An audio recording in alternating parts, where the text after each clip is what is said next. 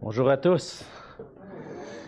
Content de vous voir ce matin en grand nombre à 9 heures. D'habitude, il y a beaucoup de monde à 11 heures, mais là, il y a beaucoup de monde à 9 heures, puis je pense qu'il va y avoir beaucoup de monde à 11 heures. Donc, on est très heureux que même s'il fait beau dehors, que c'est l'été, que vous appréciez, puis que vous preniez le temps de venir ensemble pour adorer le Seigneur, puis ouvrir sa parole ensemble. Ce matin, on continue dans l'Évangile de Luc, et puis j'aimerais vous inviter à tourner dans Luc au chapitre 9, les versets, on va lire à partir du verset 18 ce matin. Et pendant que vous tournez, je voulais simplement donner quelques nouvelles de notre frère, M. Bouchard, qui est à l'hôpital, et puis cette semaine, j'ai eu l'occasion de lui parler vendredi, puis il est arrivé un petit incident cette semaine alors qu'il était à l'hôpital. Il a fait une syncope pendant la nuit de, je pense, mardi à mercredi, qui a fait qu'il est tombé, il s'est évanoui, et puis il s'est blessé, il s'est cogné la tête, et puis il était un petit peu amoché. Donc, il y a eu des points de suture sur la tête et tout ça. Donc, malgré tout ça, le Seigneur le protège, et puis il attend son opération qui, en principe, devrait avoir lieu cette semaine, mais il ne savait pas encore exactement quand. Donc, on continue de prier pour notre frère, prier pour lui, que le Seigneur le garde de sa bonne main. Je pense que le moral semble bon quand même, malgré tout, mais que le Seigneur puisse mettre sa main sur lui. Et ce matin, on va lire dans l'Évangile de Luc, au chapitre 9, à partir du verset 18, et après ça, on va prendre le temps de prier pour lui et pour le message de ce matin. Donc, Luc 9, à partir de verset 18 jusqu'à 27. Un jour que Jésus priait à l'écart, ayant avec lui ses disciples, il leur posa cette question: « Qui suis-je au dire des hommes? » Ils répondirent: « Jean-Baptiste. » Les autres: « Élie. » Les autres: « Qu'un des anciens prophètes est ressuscité. » « Et vous? » leur demanda-t-il. « Qui dites-vous que je suis? » Pierre répondit: « Tu es le Christ de Dieu. » Jésus leur recommanda sévèrement de ne le dire à personne. Et il ajouta qu'il fallait que le Fils de l'homme souffre beaucoup, qu'il soit rejeté par les anciens et par les principaux sacrificateurs et par les scribes, qu'il soit mis à mort et qu'il ressuscite le troisième jour. Puis il dit à tous: « Si quelqu'un veut venir après moi, qu'il renonce à lui-même, qu'il se charge chaque jour de sa croix et qu'il me suive. Car celui qui voudra sauver sa vie la perdra, mais celui qui la perdra à cause de moi la sauvera. Et que servirait-il à un homme de gagner tout le monde s'il se détruisait ou se perdait lui-même? Car quiconque aura honte de moi et de mes paroles, le Fils de l'homme aura honte de lui quand il viendra dans sa gloire et dans celle du Père et des saints anges. Je vous le dis en vérité, quelques-uns de ceux qui sont ici ne mourront point, qu'ils n'aient vu le royaume de Dieu. » On va se courber dans un mot de prière. Oui, Seigneur notre Dieu, comme on l'a vu ce matin déjà à travers les chants, à travers ce que notre frère Michel nous a apporté, Seigneur, tu es le Tout-Puissant. Tu es si grand, tu es celui qui tient l'univers dans ta main. Et nous sommes, Seigneur, la terre est devant toi comme une goutte d'eau dans un seau, nous dit Isaïe, puis nous, on est devant toi comme une poussière. Seigneur, on veut réaliser que nous sommes faibles et que c'est toi le Tout-Puissant et qu'on doit fléchir le genou devant toi. Seigneur, on veut t'adorer, te dire merci pour ce que tu as fait pour nous en Jésus-Christ. Et merci de ce que chaque jour, Seigneur, tu nous accompagnes dans notre vie ici-bas, peu importe ce qu'on peut vivre, Seigneur, tu es avec nous. Et Seigneur, je veux te remercier ce matin parce que notre frère, M. Bouchard, est encore avec nous, il est toujours en vie. C'est toi qui le gardes dans ta main malgré ce qui peut être arrivé. Et je te prie, Seigneur, qu'à travers cette épreuve que tu permets dans sa vie, dans la vie de son épouse, de sa famille, Seigneur, que tu puisses être avec lui, avec son cœur, que tu puisses garder son cœur affermi en toi, qu'il puisse garder cette confiance en toi, Seigneur, que tu es là, que tu le protèges et que sa destinée est en ta main, Seigneur. Je te prie que tu puisses, cette semaine, dans ta grâce, permettre qu'il puisse avoir cette opération qui l'attend et que tu puisses aussi mettre ta main sur les médecins, les chirurgiens qui vont intervenir, Mets ta main sur eux afin que l'intervention puisse bien se dérouler.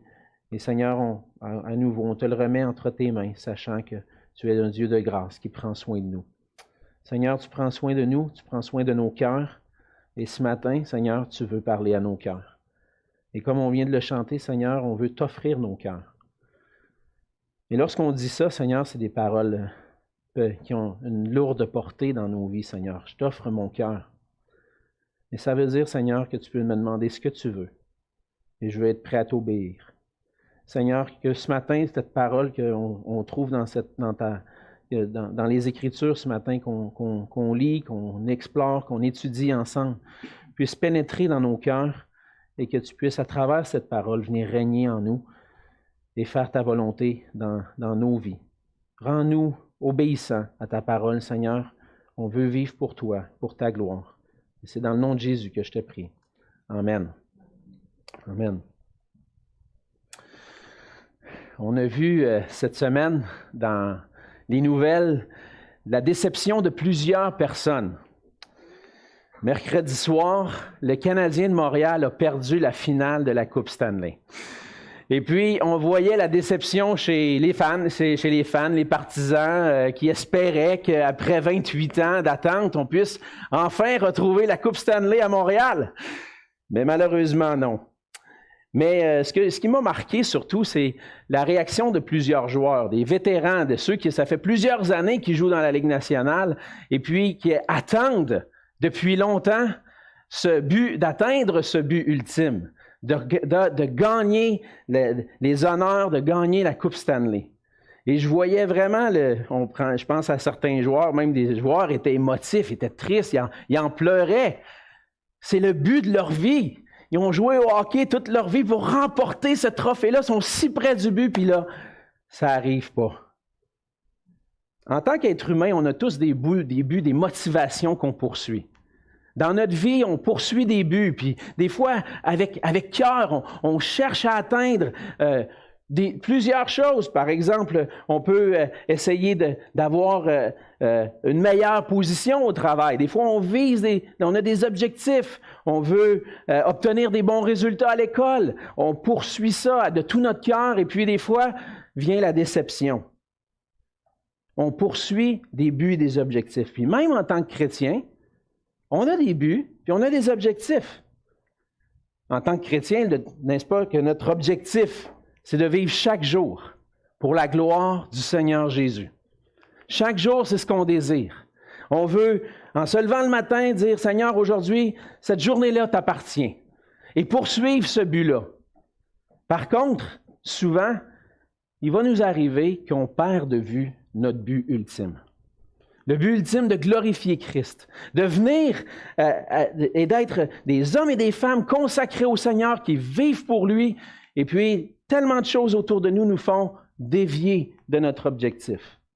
Si un athlète, comme un joueur de hockey, dévie de son objectif, ou si un athlète, on va voir des Olympiques bientôt, qui commencent, j'oublie la date, mais c'est bientôt, là, je pense que c'est la semaine prochaine, ça commence. Si l'athlète oublie son objectif, il n'atteindra pas le but. Et en tant que chrétien, on a besoin de se rappeler, quel est notre but? Quel est notre objectif? Pour que chaque jour, on puisse appliquer nos cœurs à cet objectif. Et dans le passage de ce matin, on lit le récit d'une discussion importante entre Jésus et ses disciples. Depuis quelque temps maintenant, on voit dans l'Évangile de Luc, puis on l'a souligné, je le répète presque à toutes les semaines, parce que ça apparaît dans le texte presque à toutes les semaines. Il y a une question qui ressort depuis le début de l'Évangile de Luc. Et je pense que Luc veut souligner cette question-là. Il y a une grande question. Quelle est cette question-là? Qui est Jésus? Qui est Jésus? Le narrateur, Luc, nous l'a présenté dans le début du récit sur la nativité. Il nous l'a annoncé déjà d'avance qui il était. Mais là, au sein du ministère de Jésus, depuis Luc chapitre 4, cette question-là revient. Et là, on est dans la peau des gens qui voient ce Jésus-là, qui voient Jésus, qui voient ce qu'il fait, les miracles qu'il est en train d'accomplir. Et la question qui est soulevée, c'est « Mais qui est cet homme? » Et ce matin, on arrive à un point tournant dans l'Évangile de Luc. Un point tournant parce que là, Jésus va poser la question, non pas « Qu'est-ce que les gens pensent? » mais à ses disciples eux-mêmes. Qui croyez-vous que je suis? Qui est Jésus? Et lorsqu'on regarde la réponse de ce que Jésus a donné, on voit vraiment un changement aussi dans le caractère du ministère de Jésus. Jésus va annoncer quelque chose de nouveau sur son ministère. Mais ce matin, on se retrouve, nous, devant cette scène-là et on participe en quelque sorte à cette rencontre-là entre Jésus et ses disciples. Et je pense que l'auteur, Luc, veut nous amener à nous poser nous aussi la question. Et Jésus nous pose cette question. Qui dites-vous que je suis? Et la réponse à cette question-là a d'importantes implications pour ma vie, pour mes buts, mes objectifs aujourd'hui, mais une implication aussi qui est éternelle. Au travers de la discussion, cette discussion-là en privé que Jésus a avec ses disciples, Luc veut faire comprendre à ses lecteurs ce que nous devrions saisir, nous aussi aujourd'hui, que Jésus est le Christ qui est venu pour mourir et ressusciter. Et ses disciples sont appelés à mourir à eux-mêmes pour le suivre et vivre éternellement.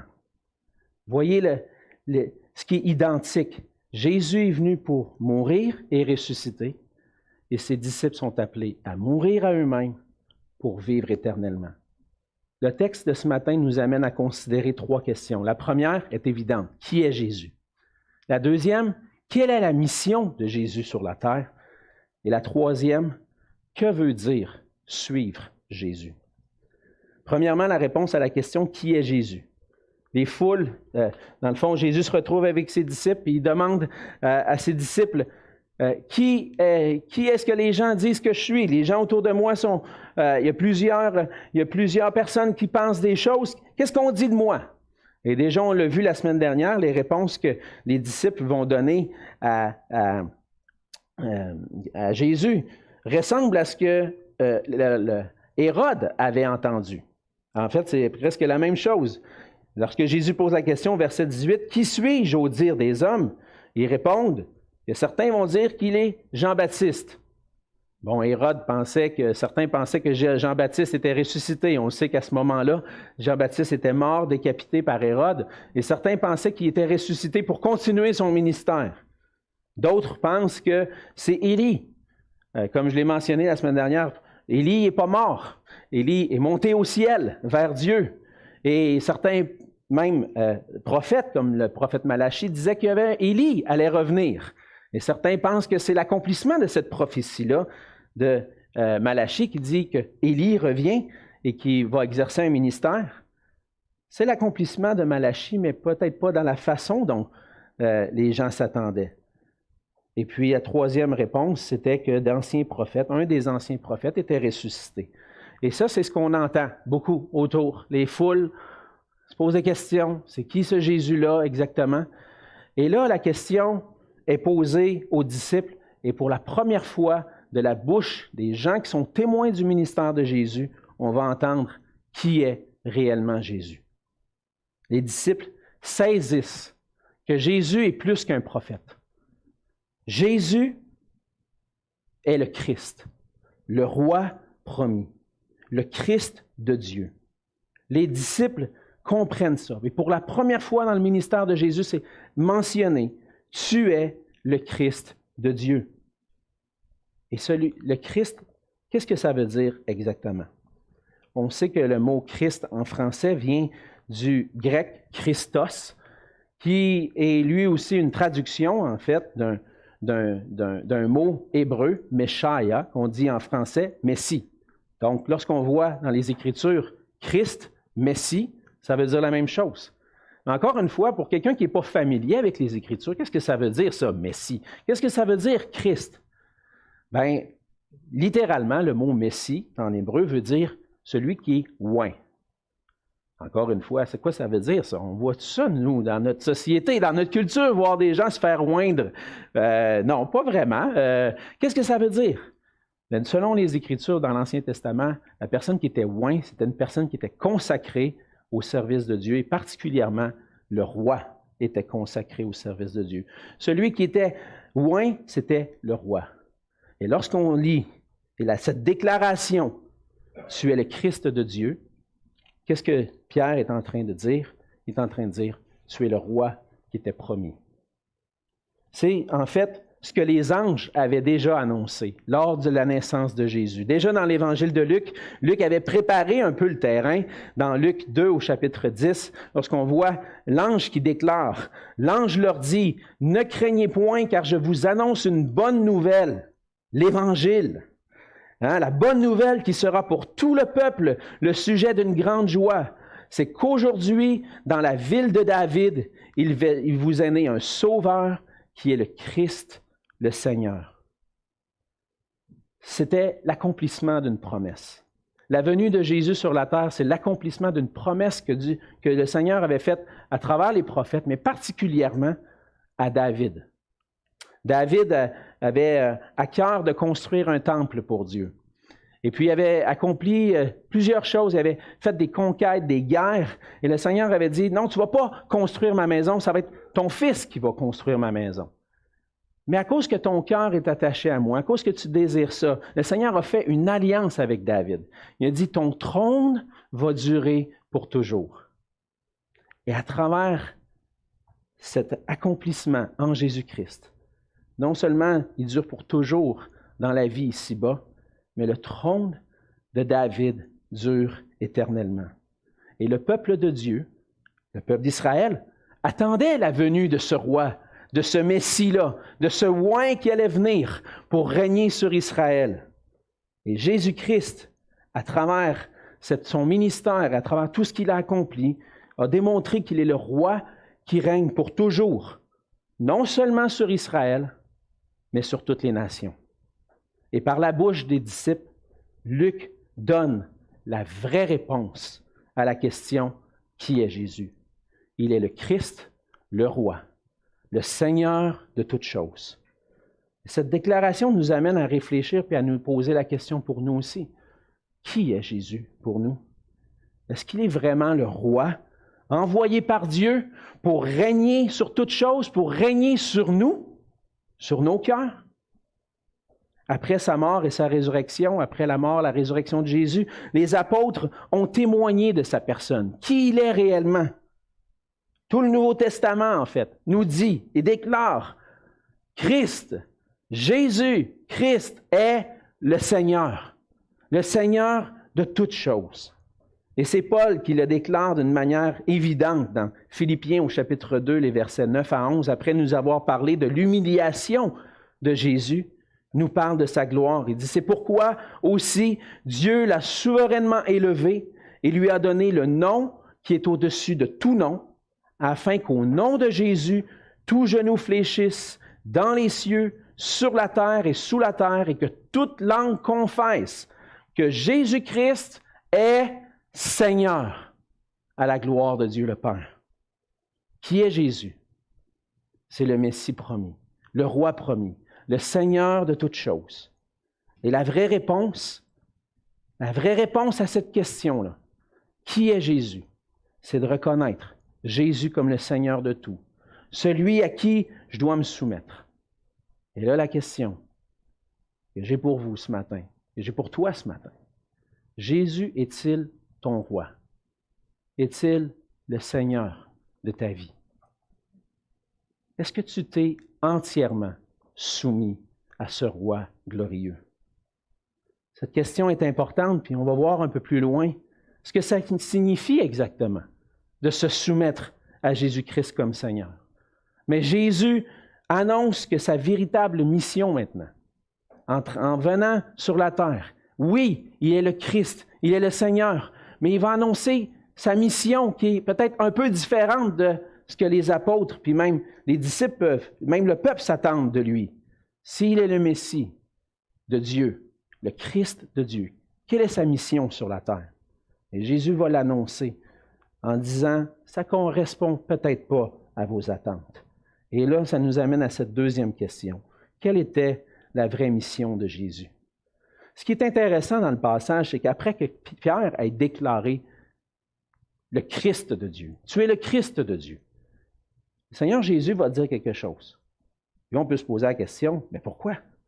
Jésus leur recommanda sévèrement de ne le dire à personne. Pourquoi? Pourquoi? On a déjà un peu répondu à cette question-là déjà dans Luc. Mais pourquoi? Parce que Jésus n'est pas un Messie ou un roi comme les autres. Le roi dans l'Ancien Testament, lorsqu'on connaît bien l'histoire de l'Ancien Testament, l'histoire du peuple d'Israël, on sait qu'à un certain moment donné, Israël n'avait pas de roi. Celui qui régnait sur Israël au départ, c'était Dieu lui-même. Et c'était lui qui avait accompli des miracles pour délivrer le peuple d'Égypte. Et on voit dans Exode 15 que vraiment la louange qui est offerte à Dieu pour cette délivrance-là, que Dieu est le roi, Dieu est celui qui nous délivre. Et cette image-là du roi, c'est celui du sauveur, celui qui vient pour délivrer. À un certain moment donné, le peuple d'Israël, après avoir fait la conquête de la terre promise, vit des difficultés parce que son cœur est détourné de Dieu. Et là, qu'est-ce qu'ils vont faire? Les autres nations, eux autres, ils ont des rois. Des rois qui les mènent dans leur conquête. Des rois qui mènent leur armée. Nous aussi, on va avoir un roi. Mais il y avait déjà un roi. C'était Dieu lui-même qui régnait. Mais ils ont rejeté Dieu comme roi, puis ils ont voulu avoir un roi. Et cette image-là doit rester imprégnée dans notre pensée, dans le contexte ici. Parce que qu'est-ce que les gens s'attendaient du oint puis du Messie?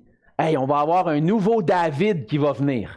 Celui qui a fait la conquête de notre territoire, celui qui a établi le territoire d'Israël, qui a battu les Philistins, qui a établi le règne, et puis la gloire d'Israël resplendissait à travers le roi David. On a un nouveau David qui vient, on va gagner les batailles, on va retrouver l'Israël du départ. L'Israël que Dieu nous avait donné à travers David. Mais Jésus est en train de dire non, c'est pas ça qui va se passer. C'est pas ça qui va se passer. Pas maintenant. Pas maintenant. Et c'est pour ça que le Seigneur Jésus l'a dit, de le dire à personne. Parce que sa mission, c'est pas ça à ce moment-là. Oui, le Seigneur Jésus va revenir. Oui, le Seigneur Jésus va conquérir toutes les nations, puis un jour, il va établir son règne sur toute la terre. Mais les attentes envers le Christ font en sorte, à ce moment-là, que Jésus dit, dites-le pas, parce que je ne suis pas rendu à ce moment-là dans mon ministère. Les attentes étaient grandes envers le Christ. Et la mission première de Jésus, c'était pas de venir renverser le pouvoir politique de Rome pour établir un nouveau pouvoir politique.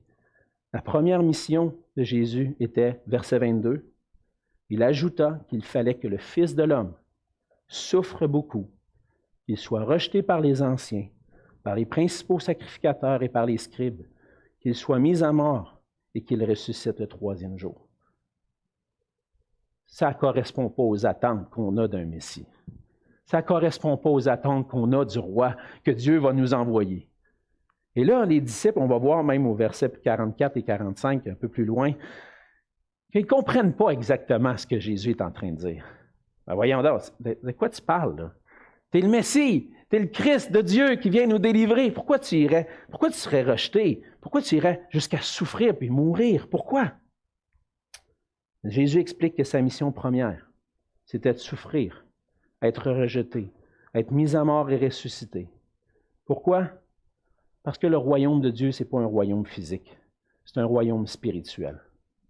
Puisque Jésus vient accomplir, c'est la conquête, la délivrance.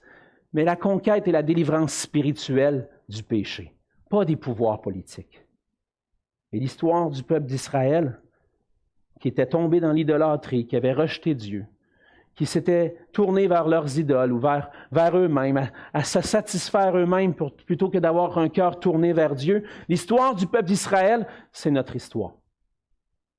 L'être humain a été créé pour être en relation avec Dieu, pour être en relation avec le Dieu juste et saint. Malheureusement, l'être humain s'est rebellé contre Dieu. Dans le jardin d'Éden, ça n'a pas été très, très long. On ne sait pas exactement combien de temps ça a pris, mais ça n'a pas été très long. Que l'homme et la femme se sont détournés de Dieu pour suivre les penchants de leur désir, cette tentation.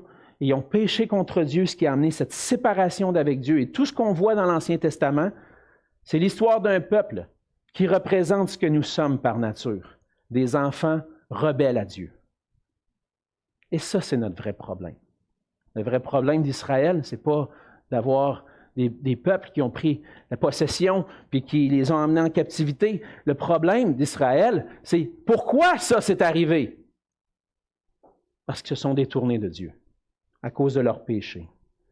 Et la rébellion de nos cœurs envers Dieu et nos péchés nous séparent de Dieu. Ésaïe 59, verset 2 dit, « Mais ce sont vos crimes qui mettent une séparation entre vous et votre Dieu. Ce sont vos péchés qui vous cachent sa face et l'empêchent de vous écouter. » Qu'est-ce qui nous sépare de Dieu? Nos péchés, nos crimes. Pas juste Israël, nous aussi. Les Écritures le révèlent. Nous sommes par nature des enfants rebelles à Dieu, séparés de Dieu. Romains 3, 23, on connaît bien, « Car tous ont péché et sont privés de la gloire de Dieu. » Nous sommes des pécheurs, privés de la présence de Dieu, privés du royaume de Dieu. Mais Jésus-Christ, par sa grâce, par la grâce de Dieu, Jésus est le Christ qui est venu mourir et ressusciter pour notre salut. Notre péché fait qu'on est coupable devant le Dieu juste et saint et on mérite une condamnation éternelle, une séparation éternelle d'avec Dieu. Et maintenant, en Jésus-Christ, Dieu pourvoit à notre salut. Il vient accomplir la conquête. Il vient accomplir la délivrance, mais une délivrance spirituelle de nos cœurs tortueux, de nos cœurs rebelles à Dieu. On a tous péché et on est privé de la gloire de Dieu, mais Romains 3, après le verset 23, ça continue. Qu'est-ce que ça dit? Ça dit, ils sont gratuitement justifiés par sa grâce, par le moyen de la rédemption, le salut qui est en Jésus-Christ. C'est lui que Dieu a destiné à être par son sang pour ceux qui croiraient, victime propitiatoire, afin de montrer sa justice, parce qu'il avait laissé impunis les péchés commis auparavant, au temps de sa patience. Il montre ainsi sa justice dans le temps présent, de manière à être juste, tout en justifiant celui qui a la foi en Jésus-Christ. Qu'est-ce que Dieu a accompli? A accompli quelque chose de merveilleux à travers Jésus-Christ. Parce que lorsque Jésus annonce qu'il va souffrir, qu'il va être rejeté, qu'il va être mis à mort et ressuscité, il vient pour accomplir la justice. Il vient pour accomplir cette justice qu'on méritait, la condamnation qu'on méritait, c'était d'être séparé de Dieu, d'être mis dans la condamnation éternelle pour l'éternité. Jésus vient et prend notre place, prend sur lui nos péchés, et à travers cette justice de Dieu manifestée en Jésus, où Jésus a été puni à notre place, maintenant on peut avoir la vie, on peut être justifié devant Dieu, réconcilié avec Dieu. Et maintenant, par la foi en Jésus-Christ, on peut avoir le pardon de nos péchés, la vie éternelle. Christ est ressuscité. Il annonce déjà qu'il va être mis à mort, mais il annonce qu'il va ressusciter aussi. Et en ressuscitant, Jésus a manifesté qu'il avait conquis le pouvoir du péché, de la mort et de Satan. Et le pouvoir du péché, maintenant, qui est conquis par Jésus-Christ, il y a eu cette victoire-là, fait en sorte que maintenant, je peux être délivré du péché, pardonné de mes péchés et avoir une vie éternelle avec Dieu. C'est ça la mission du Christ. Le Christ de Dieu, c'est un Christ différent des autres Christs. C'est lui qui vient nous délivrer de notre vrai problème. Est-ce que vous réalisez la grandeur du salut qui a été accompli pour nous en Jésus-Christ? Voyez-vous à quel point il est un sauveur, un Seigneur parfait. C'est lui que Dieu a choisi pour venir à notre secours. Il est venu pour nous délivrer de nos cœurs rebelles, de l'endurcissement, pour qu'on puisse trouver le bonheur de vivre dans une relation parfaite avec Dieu. As-tu reçu ce cadeau de la grâce que Dieu t'a fait en Jésus-Christ? As-tu reconnu que Jésus est le Christ de Dieu, celui qui est venu tout accomplir pour ton salut? As-tu saisi? Sinon, le Seigneur t'appelle à le reconnaître. Reconnaître qu'il est le Christ, celui qui vient accomplir toutes choses pour qu'on puisse être sauvé. Et pour ça, on a besoin de venir à lui, dans la repentance et la foi, reconnaître qu'on est pécheur, se détourner de nos péchés et dire, Seigneur, pendant des années, je t'ai abandonné, j'ai vécu selon mon propre cœur rebelle, je ne me suis pas soucié de ce que me disait ta parole. Puis maintenant, je réalise que là, je suis séparé de toi, que je suis voué à la condamnation pour l'éternité, je viens à toi, je reçois ce salut merveilleux. Jésus est le Christ. Il est venu pour mourir et ressusciter, pour qu'on puisse avoir le pardon. Le pardon se trouve en lui. Allez à lui. Troisièmement, la troisième question, c'est qu'est-ce que ça veut dire d'être un disciple de Jésus-Christ? Et c'est ce que Luc va nous montrer dans les versets 23 à 27.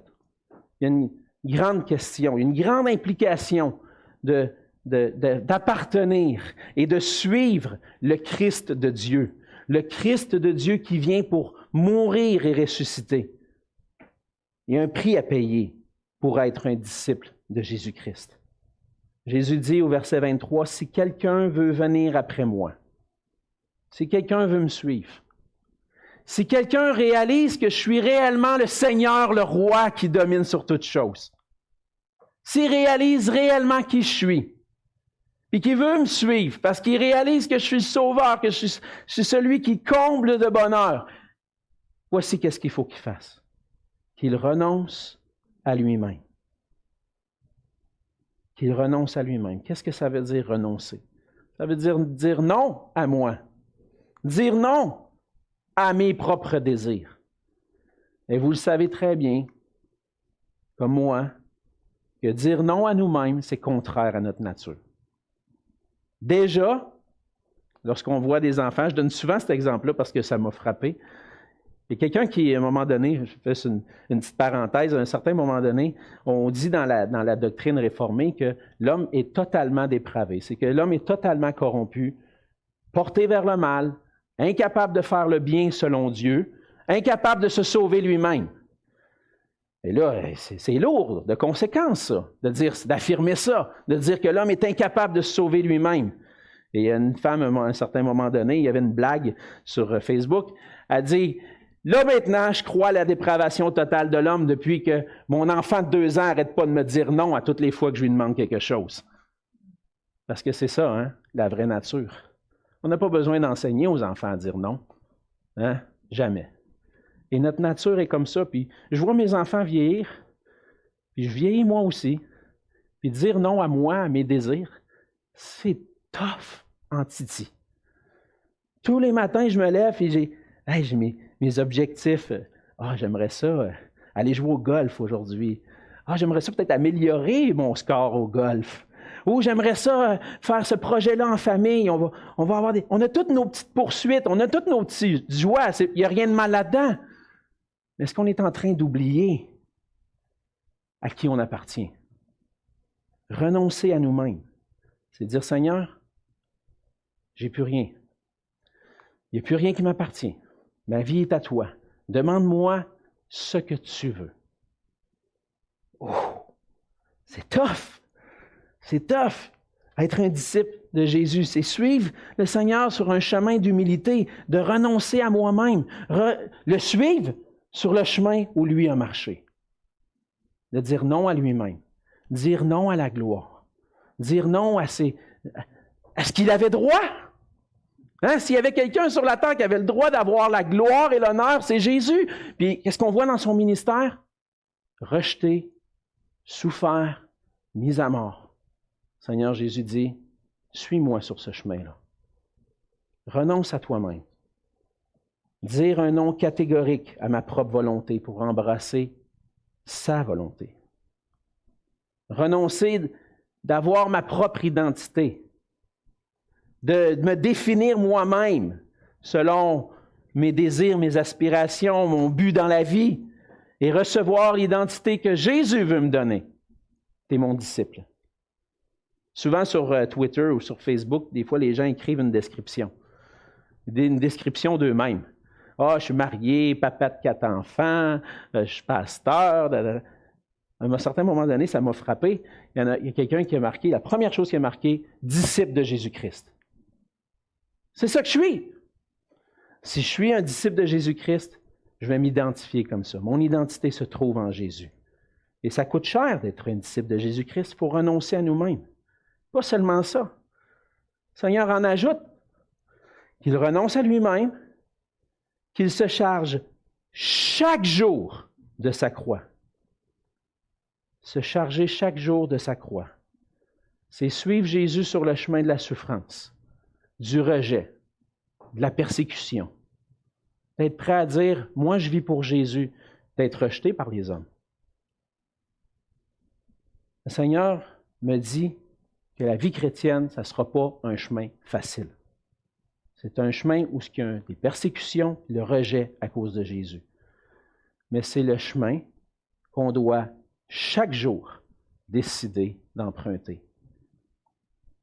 Chaque jour, je me lève le matin et je dis, Seigneur, je veux porter ma croix. Je veux vivre pour toi aujourd'hui. Je veux marcher sur le chemin où tu as marché.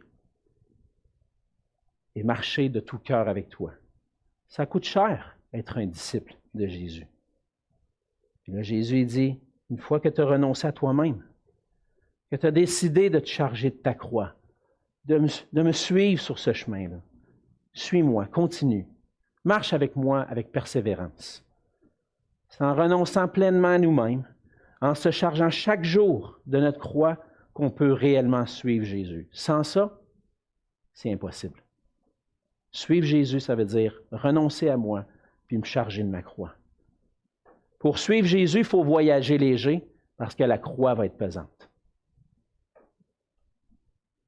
J'ai bien des objectifs, des buts, des motivations dans ma vie. Peut-être que j'ai besoin d'en délaisser un petit peu, pour me concentrer sur le vrai objectif, de vivre pour mon roi, le roi glorieux, celui qui m'a sauvé. On doit le suivre avec persévérance. Donc, Seigneur Jésus, il ne met pas ça facile, puis des fois, on présente l'Évangile, on présente la grâce. Mais est-ce qu'on présente, qu'est-ce que ça veut dire, suivre Jésus? Former des disciples, c'est leur dire, voici ce que le Seigneur demande de toi maintenant. Tu crois qu'il est Seigneur? Obéis à sa parole. Oh, c'est pas un message populaire, ça. C'est pas un message qui attire les foules. On est quand même nombreux ce matin, gloire à Dieu. Mais je n'attirerai pas des milliers de personnes demain matin avec ça, à moins que Dieu fasse une œuvre extraordinaire d'un réveil. Ça coûte cher, être un disciple de Jésus. Mais renoncer à notre vie présente, il y a une récompense à ça. Et c'est ça qu'on voit dans les versets 24 et 25. Celui qui voudra sauver sa vie va la perdre. Si tu es tellement attaché à ta vie sur la terre, à tes buts, tes motivations ici-bas, tu oublies que Christ est ton Seigneur, que tu ne le reconnais pas comme Seigneur, tu vas perdre la vie éternelle. Mais celui qui va la perdre à cause de moi, celui qui reconnaît que je suis le Seigneur, puis qui décide, Seigneur, je vais te suivre, puis je suis prêt à tout abandonner, demande-moi ce que tu veux, Seigneur. Qu'est-ce qu'il va trouver? Il va trouver la vie, pas juste ici, éternelle. La vie éternelle en Jésus. Si quelqu'un perd sa vie sur la terre puis l'abandonne pour suivre Christ, il va trouver la vie éternelle. Il faut reconnaître que notre vie appartient au Seigneur. Elle est là pour vivre, on est là pour vivre pour la gloire de Dieu puis du Seigneur Jésus. Et comme Jésus, on veut abandonner notre propre volonté pour faire la volonté de Dieu et vivre pour la gloire de Dieu. Chercher à gagner le monde, ça ne sert à rien. Ça mène à la perdition. Je vais perdre ma vie. Même plus loin, si j'ai honte de Jésus sur la terre, la conséquence est lourde. Jésus va avoir honte de moi rendu au ciel. Es-tu prêt à te lever et dire, moi, je suis un disciple de Jésus-Christ et je vais annoncer son évangile comme lui l'annonce? Est-ce que tu es prêt à vivre jusque-là? Ou est-ce que tu veux protéger ta réputation? Dire, ben moi, je n'en parlerai pas trop, là. Sinon, ça se peut que je n'aie pas cette promotion-là ou que je vais perdre des choses. Des fois, les gens me demandent si je n'ai pas le choix. Hein? Qu'est-ce que tu fais dans la vie? Ça arrive des fois les premières questions qu'on se pose. Ben moi, je suis pasteur. Oups. Là, tu vois, hein, un petit malaise. Puis là, on n'ose pas trop poser plus de questions. Ah ouais. Oui, je suis pasteur dans une église évangélique. Puis on annonce l'évangile. Puis les gens qui viennent le dimanche, on annonce la parole de Dieu. On n'en parle pas trop longtemps parce que les gens ne sont pas très ouverts à entendre parler de l'Évangile. Hein? Mais est-ce qu'on est prêt à s'afficher avec fierté? Je suis un disciple de Jésus. Puis je vis pour lui maintenant. Puis je veux proclamer ça. Puis posez-moi les questions que vous voudrez. Peut-être que ça ne t'intéresse pas. Mais si tu me poses des questions, hey, let's go, s'assois mon ami, il va t'en parler. Mon Seigneur Jésus, il est merveilleux. Puis il peut te sauver. Hein? Puis même des fois, on laisse la semence, puis on ne sait pas qu'est-ce que Dieu va faire. Vouloir avoir honte de Jésus dans cette vie, ça amène au fait que lui va avoir honte de nous lorsqu'il va venir dans la gloire. Est-ce qu'on veut ça? On ne veut pas voir ça. On veut le déclarer. Nous sommes des disciples de Jésus. Et à la fin, le Seigneur va dire, « Viens bon et fidèle serviteur, entre dans la joie de ton maître. » Et le Seigneur Jésus dit que quelques-uns, à la fin du passage, que quelques-uns de ceux qui sont ici ne mourront point qu'ils n'aient vu le royaume de Dieu. Et là, on se pose beaucoup de questions. Les commentateurs se posent bien des questions, mais qu'est-ce que Jésus a voulu dire par là? Le royaume de Dieu, es-tu vraiment venu? Les disciples sont morts? Ils ont-tu vu le royaume de Dieu s'accomplir? Et je pense qu'on va pouvoir répondre un peu plus à cette question-là, Dieu voulant, la semaine prochaine. Parce que ce n'est pas pour rien que cette mention-là est là, et qu'ensuite de ça, on voit le récit de la transfiguration, où les disciples vont voir Jésus dans sa gloire. Et non seulement ça, ils vont voir Jésus dans sa gloire, mais ils vont assister à sa mort et à sa résurrection, à son ascension comme roi au ciel, puis à la venue du Saint-Esprit sur la terre. Et ça, je pense que tout ça, c'est une démonstration du royaume de Dieu. Ce matin, vous voyez j'ai devant moi le royaume de Dieu. Parce que Christ a tout accompli. Il règne maintenant dans la gloire. Il est souverainement élevé et un jour tout genou va fléchir devant lui. Puis il y en a qui ont déjà fléchi le genou devant lui. Puis ceux d'entre vous qui avez fait ça, vous faites partie du royaume de Dieu. Et donc les disciples ont vu le royaume de Dieu. Et c'est un royaume glorieux, même si il grandit lentement. On ne voit pas ça de tout temps, on ne le voit pas encore dans toute sa gloire. Mais lorsque le Seigneur Jésus va revenir, on va voir le royaume de Dieu dans toute sa gloire. Et déjà, nous qui en faisons partie, on le sait que c'est un royaume glorieux. Je n'aurai pas le temps d'aller dans tous les versets que j'avais mis pour conclure tout ça. Mais une des choses que le Seigneur nous demande, c'est de reconnaître qui il est réellement. Reconnaître qu'il est le Christ, venu pour mourir et ressusciter pour nous. Comprendre qu'il est le Christ, qu'il est le roi, le Seigneur, c'est comprendre que ses disciples sont appelés à mourir à eux-mêmes pour le suivre et vivre éternellement. C'est faire ce choix de mourir à nous-mêmes chaque jour pour le suivre.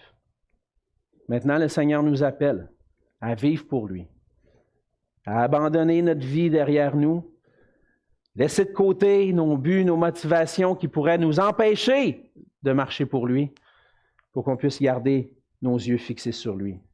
Je vous ai parlé des athlètes qui courent puis qui essayent de remporter le but, puis on a l'exemple de l'apôtre Paul. Nathan, ça va être un petit peu plus loin dans Acte 20, verset 24, qui dit « Mais moi, je ne fais pour moi-même aucun cas de ma vie, comme si elle m'était précieuse, pourvu que j'accomplisse ma course avec joie et le ministère que j'ai reçu du Seigneur Jésus, d'annoncer la bonne nouvelle de la grâce de Dieu. » Écoutez ce que Paul dit, « Je ne fais aucun cas de ma vie. » Puis on l'a vu dans son ministère. Paul était prêt à souffrir pour l'Évangile. Et même un peu plus loin dans Philippiens au chapitre 3, il va dire, « Ce n'est pas que j'ai déjà remporté le prix ou que j'ai déjà atteint la perfection, mais je cours pour tâcher de le saisir. Puisque moi aussi, j'ai été saisi par Jésus-Christ. Frère, je ne pense pas l'avoir saisi, mais je fais une chose. Oubliant ce qui est en arrière et me portant vers ce qui est en avant, je cours vers le but pour remporter le prix de la vocation céleste de Dieu en Jésus-Christ. Ça a de la valeur. Ça, c'est la coupe Stanley du chrétien. La vocation céleste en Jésus-Christ. Je veux le gagner. Je veux poursuivre ma vie à ça. Veux-tu le poursuivre toi aussi? Qu'on puisse ensemble dire, ma vie vaut rien. Et la seule vraie chose, c'est la vocation céleste, la gloire de mon Dieu en Jésus-Christ. Prions ensemble. Seigneur notre Dieu, Seigneur Jésus, tu es glorieux. Seigneur, Même à travers ton humilité, on voit ta gloire. Et Seigneur, ce chemin d'humilité que tu nous appelles à suivre, c'est un chemin qu'on doit suivre. On doit être prêt à tout abandonner pour se suivre et faire ta volonté, Seigneur. Chaque jour, on doit se lever et porter notre croix. Mais ce but, Seigneur, de vivre pour toi, mène à une récompense tellement grande. La joie, le bonheur, la gloire pour l'éternité. Seigneur, on appelle les Canadiens les glorieux, parce qu'ils ont remporté beaucoup de Coupes Stanley. Mais les vrais glorieux, c'est tes enfants. Ceux qui, après avoir marché, après le combat, la douleur, qui un jour pourront voir ta face. Seigneur, aide-nous à rester fermes, attachés à toi, persévérants dans notre marche pour toi, afin qu'on puisse voir ce jour glorieux, non pas à cause de nous, mais à cause de toi. C'est pour ta gloire et pour ton nom qu'on veut vivre. En Jésus.